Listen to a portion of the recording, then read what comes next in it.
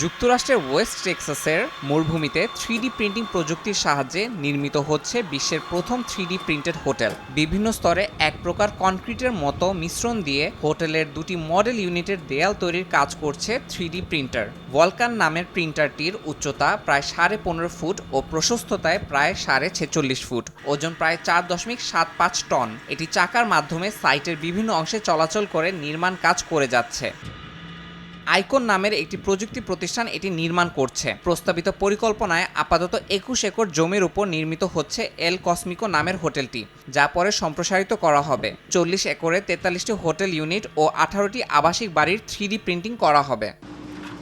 হোটেলটির মালিক বলছেন, এ ধরনের প্রযুক্তি নির্মাণে অসীম সৃজনশীলতা নিয়ে আসছে। প্রচলিত নির্মাণ পদ্ধতিতে বেশিরভাগ হোটেল 4 দেয়ালের মধ্যে সীমাবদ্ধ হলেও এ প্রযুক্তি ব্যবহার করে এ শিল্পে আরও স্বাধীনতা পাওয়া যাবে।